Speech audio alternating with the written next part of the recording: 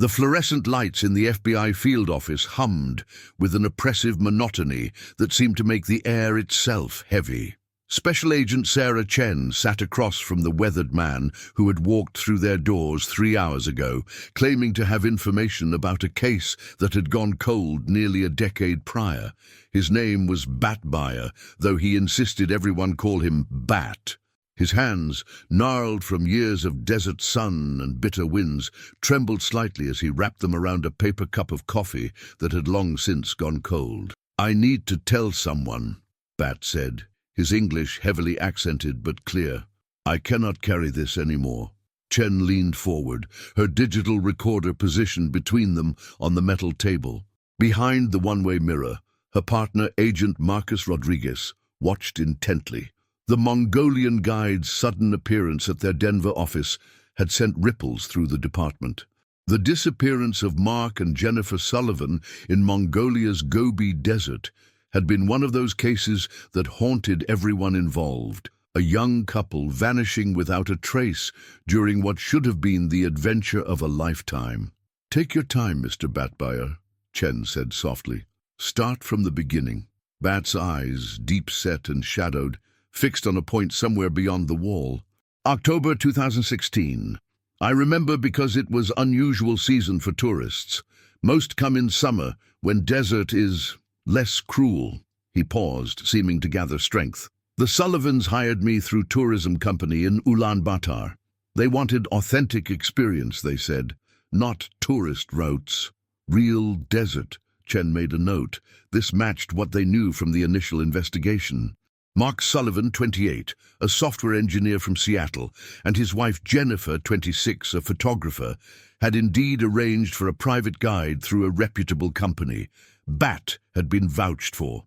20 years of experience, excellent English, knowledge of the deep desert that few possessed. "I told them it was dangerous," Bat continued, his voice dropping. "October in Gobi. Temperature drops fast at night. Sandstorms can rise without warning, but they insisted they had good equipment, satellite phone, GPS. They thought technology would protect them." The old guide's laugh was bitter. "Desert doesn't care about your gadgets." "What happened on the day they disappeared?" Chen prompted gently. Bat's hands tightened around the cup. "Third day of expedition. We had made camp near Congarin Els, the Singing Dunes. Beautiful place, but isolated. Nearest settlement maybe 100 kilometers. That morning, Jennifer wanted photographs of sunrise over dunes. I warned them to stay close to camp, but Mark," he was confident, "said they would be back before breakfast." The agent noticed how Bat's jaw clenched at the memory. "But they didn't come back." "No. By noon I was worried. I searched the usual paths, called out, nothing. Their tracks led east into the dune field, but wind had already begun to erase them. I used satellite phone to call for help, but storm was coming. Rescue couldn't fly until next day." This all aligned with the official report. What Chen needed was what came next, the part that had never made sense.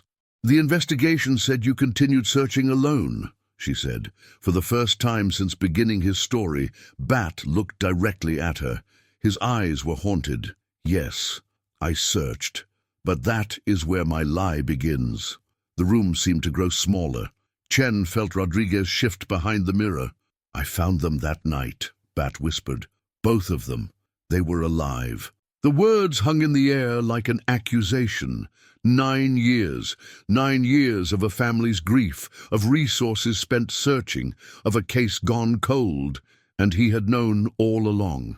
"Tell me exactly what you saw," Chen said, fighting to keep her voice level. Bat closed his eyes. "I had been searching for hours. The storm was getting worse. Then I saw light, their emergency flare. They were in a depression between 2 large dunes, maybe 3 kilometers from camp. Jennifer's leg was badly broken. She had fallen down the steep face of a dune. Mark had stayed with her, tried to splint it with their camera tripod. He opened his eyes, staring at his hands. They were so happy to see me, so relieved. They thought they were saved." The pause stretched unbearably long. "But I knew truth they didn't," Bat finally continued. "Storm coming was not ordinary storm. It was black blizzard, what we call kartsas, Sand and wind that can strip flesh from bone, bury entire caravans. Would last maybe 2 days, maybe 3. In depression where they were, sand would fill like bowl. They would be buried alive. So you tried to get them out, Chen said, though something in Bat's expression suggested otherwise. Jennifer couldn't walk, couldn't even stand. To carry her in that storm, through soft sand, back to camp. Impossible for one man. Maybe with 2 strong men in good weather, but not in storm, not with wind already picking up. Chen felt a chill despite the stuffy room. What did you do? I told Mark the truth. Told him about Storm, about what would happen. His face. Bat shook his head. He begged me to try anyway. Said he would carry her himself if needed. But we both knew. In desert, sometimes knowing truth doesn't change it. You left them there. It wasn't a question. I gave them my emergency supplies. Extra water, food, emergency blanket. Told them to dig in, make shelter. Said I would bring help after Storm.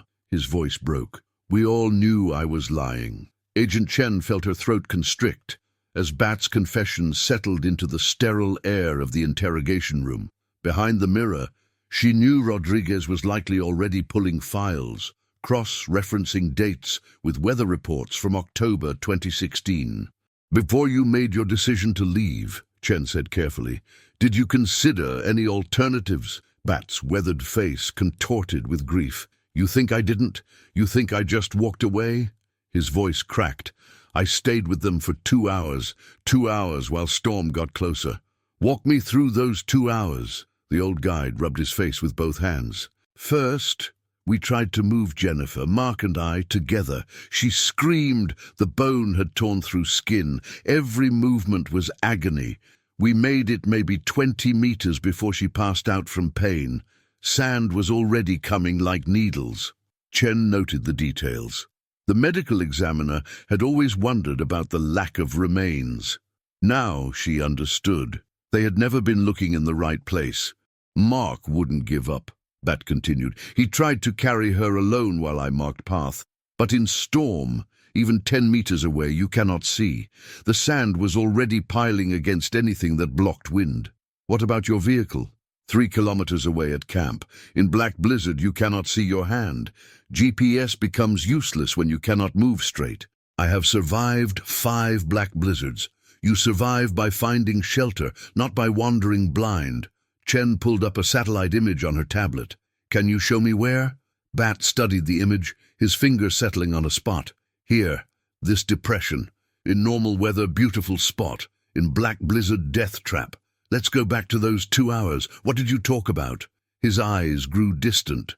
Mark told me about their life in Seattle, how they met, how Jennifer loved photographing storms. She showed me pictures on her camera, their dog, their families. He paused, swallowing hard. Jennifer, even with pain, tried to stay positive.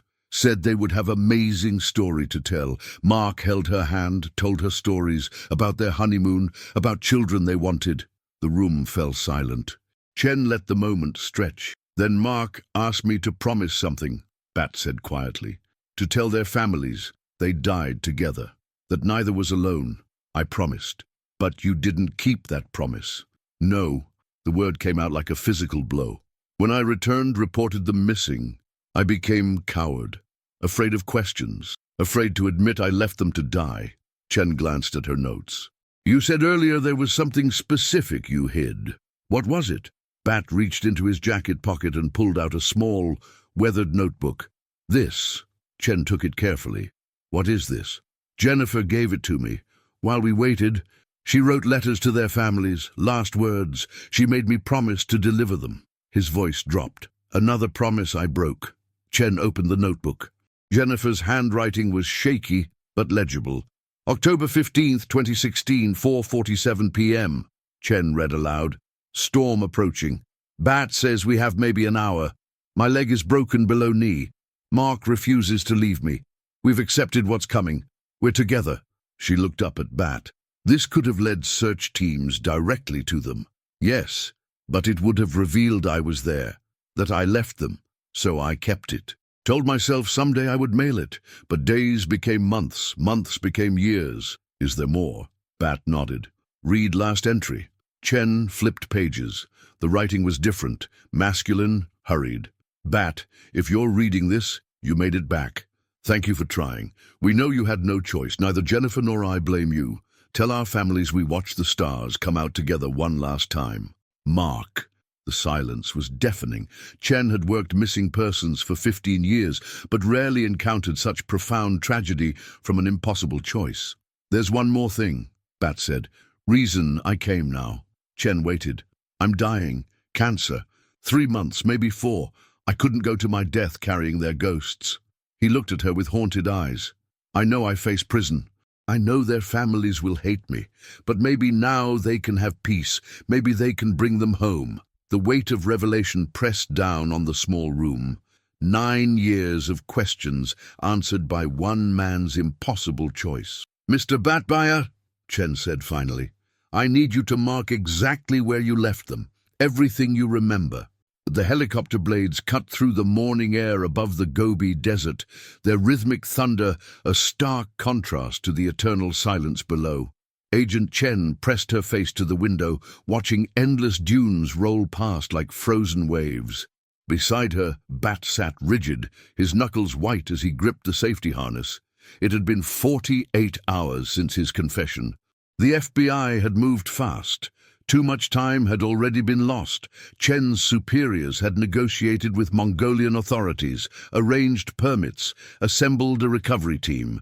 Now, 9 years later, they were finally heading to the right location. 2 minutes out! The pilot's voice crackled through their headsets. Bat leaned forward, studying the landscape with eyes that had read these sands for decades. He pointed to a cluster of rock formations. There, the 3 camels. We are close. The Mongolian government had assigned them a liaison, Inspector Ganbatar, who sat across from Chen. He had remained largely silent during the flight, but now spoke. My uncle knew this area. He always said the depression near 3 Camels was cursed. Animals avoided it. Just geology, Bat said quietly. Wind patterns create downdraft. Sand accumulates faster there. Not curse, just physics. The helicopter began its descent, sand swirling in violent clouds beneath them. As they touched down, Chen felt the weight of the moment.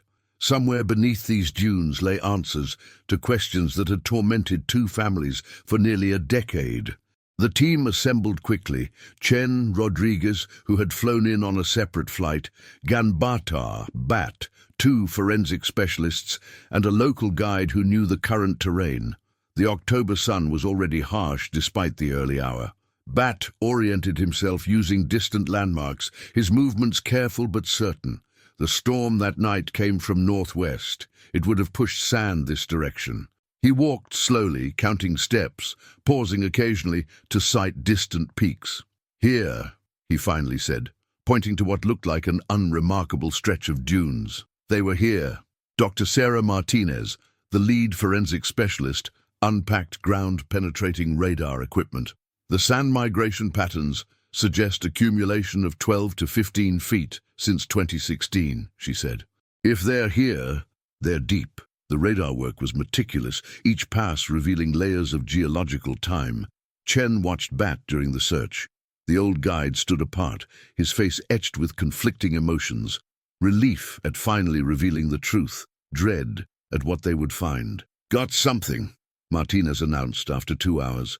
Approximately 4 meters down. Density suggests non-geological material. The excavation began carefully. In the desert heat, the team worked in shifts, removing sand bucket by bucket. Chen had been on body recovery missions before, but never one with such a personal witness to the victims' final hours. As they dug deeper, Bat began to speak unprompted. That night, after I left them, I made it back to camp just as storm hit full force. I spent 3 days in my tent, unable to move, unable to do anything but think about them. When rescue finally came, I led them to wrong area, close enough to be believable, far enough that storm would have erased any sign. Why not just tell truth then? Ganbatar asked, not unkindly. Fear, shame. In my culture, to abandon someone in desert is He searched for words. It is ultimate betrayal of trust. I told myself they were already dead, that revealing truth would only add to families' pain. The excavation continued. At 3 meters, they found the first evidence, a torn piece of fabric, faded blue. Chen recognized it from the missing persons file. Jennifer's jacket. "Careful now," Martinez instructed. "We're close." What they uncovered over the next hour would stay with Chen forever. Mark and Jennifer Sullivan, preserved by the dry desert like a tragic tableau. They were found exactly as Bat had described. Jennifer's leg clearly broken, makeshift splint still in place. But it was their positioning that struck the team most profoundly. Mark's body curved protectively around his wife, his jacket draped over her. Their hands were still intertwined. "They died together," Rodriguez said softly, "just like they wanted." Martinez worked with professional detachment, photographing, documenting, collecting evidence. But even she paused when she found something in Mark's jacket pocket, a small digital camera, its memory card intact despite the years. Chen took the camera with gloved hands. The desert had preserved it remarkably well. "We'll need to analyze this back at the lab." Bat had moved away from the group, standing at the edge of the excavation site. Chen approached him. "You okay?" "I see them in dreams," he said. "Every night for 9 years, always the same. Mark asking me to take care of Jennifer. Jennifer telling me it's okay to go." He wiped his eyes. "Maybe now dreams will stop." The recovery took 6 hours total. As the sun began its descent, casting long shadows across the dunes, the team prepared to transport the remains. The Sullivans would finally go home. Gunbatar approached Chen as they packed equipment. "What happens to him?" He nodded toward Bat. "That's for prosecutors to decide. He'll likely face charges for failure to report, tampering with investigation.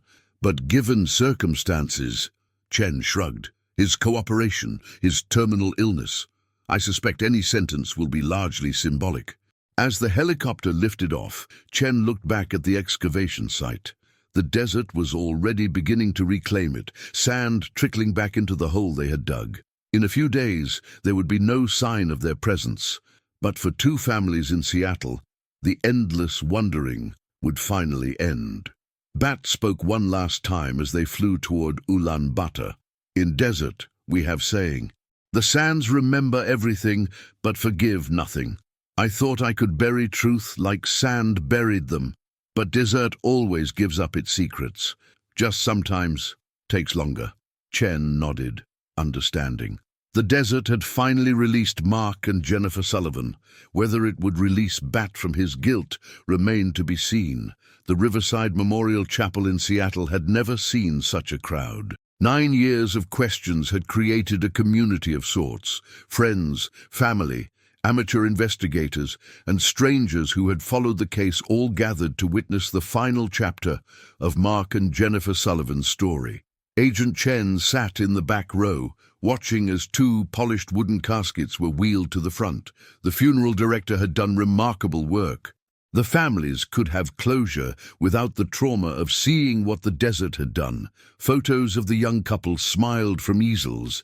Mark with his crooked grin and programmer's slouch, Jennifer radiant behind her ever-present camera. Robert Sullivan, Mark's father, approached the podium first. His voice, steady despite visible emotion, filled the chapel. For 9 years, we wondered. Every ring of the phone, every knock at the door, we hoped. The not knowing was its own kind of death, renewed daily. He paused, looking at the caskets. Today, that ends. Today, we can finally say goodbye. Chen's phone vibrated. A message from Rodriguez. "Camera contents recovered. You need to see this." She slipped out quietly, finding Rodriguez in the parking lot with a laptop. On the screen were Jennifer's final photographs, stunning sunrise shots over the Gobi dunes, candid pictures of Mark adjusting his backpack, Bat pointing at something in the distance. Normal tourist photos until the timestamp showed October 15th, 4 p.m. The final images were different, shaky, hurried. Jennifer had documented her injury, the approaching storm clouds, and then, Chen's breath caught, a photo of Bat, his face anguished as he prepared to leave. The last photo showed Mark holding Jennifer, both managing weak smiles despite their circumstances. "She knew," Rodriguez said quietly. "She documented everything, including Bat leaving. But look at this." He clicked to a video file. Jennifer's face filled the screen, wind already whipping her hair. "If someone finds this," she said, voice strained but clear, "know that our guide, Bat, did everything possible. He's leaving now to get help, but we know the storm. We know he won't make it back in time. This isn't his fault. The desert doesn't care about good intentions. Mom, Dad, Mark's parents. We love you. We're not afraid. We're watching the sunset, and it's beautiful." Chen closed the laptop. "The families need to see this." Inside, Jennifer's mother was speaking, sharing memories of her daughter's fearless spirit, her passion for capturing beauty in dangerous places. "She died doing what she loved," Mrs. Chen said, "with the person she loved most. I find peace in that." After the service, Chen found herself in the reception hall, watching the two families navigate their grief. Conversations flickered around her, memories shared, stories told, the strange comfort of finally having answers. Mark's sister approached her. "Agent Chen, I wanted to thank you for not giving up, for bringing them home." She paused. "What will happen to the guide?" Chen had gotten word that morning. The Mongolian authorities declined to prosecute, given his cooperation and medical condition. Our federal prosecutors reached the same conclusion. He'll return to Mongolia tomorrow. "Good," the sister said, surprising Chen. "I saw the video from Jennifer's camera, the photos. He suffered enough." Across the room, Chen spotted unexpected visitors. 3 of Bat's children had flown in from Mongolia. They stood uncertainly near the door until Robert Sullivan noticed them. The conversation that followed was brief but profound. Chen couldn't hear the words, but she saw Robert shake the eldest son's hand, saw tears on multiple faces. Dr. Martinez appeared at Chen's elbow. "Thought you should know. Final autopsy results. They died within hours of each other. Hypothermia, accelerated by blood loss in Jennifer's case. But the positioning, the way they were found, they were conscious until very close to the end. They chose to face it together." The reception continued for hours. Chen noticed how the conversation slowly shifted from grief to celebration, stories of adventures, of love, of lives lived fully, if too briefly. The unknown had been the enemy. Now, with truth revealed, healing could begin. As evening approached, Chen found herself outside with Rodriguez. Mount Rainier loomed in the distance, its peak touched by setting sun. 9 years, Rodriguez mused. All because one man was afraid to admit an impossible choice. "Would you have done differently?" Chen asked. "In that storm, with no way to save them?" Rodriguez was quiet for a long moment. "I'd like to think so, but honestly, I don't know. That's what makes this case so haunting." There was no right answer. Chen's phone rang. It was Bat, calling from his hotel before his flight. "Agent Chen, I wanted to... The families, are they... They're finding peace," Chen told him. "Your children are here. They met with the Sullivans." A long pause. "The desert taught me many things," Bat said finally, "but never taught me how to live with ghosts. Maybe now I learn."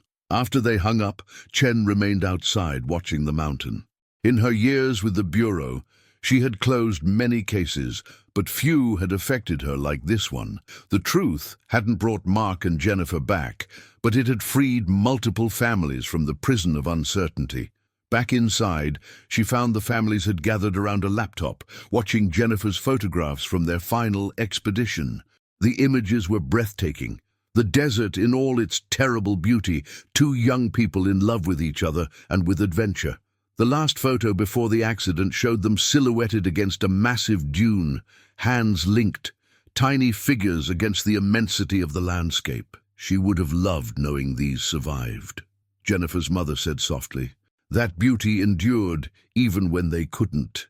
As the gathering wound down, Chen reflected on the case that had consumed recent weeks. Justice was a complex concept in a situation with no villains, only victims of circumstance and geography. Bat would return to Mongolia to live his remaining months. The Sullivans would rest in the Seattle cemetery they had once walked through, planning their distant future. The desert would continue its eternal rhythms, indifferent to human tragedy. But for two families, the searching was over. The story, finally, was complete. If you want to hear the rest of this story, please leave a comment on this video and subscribe.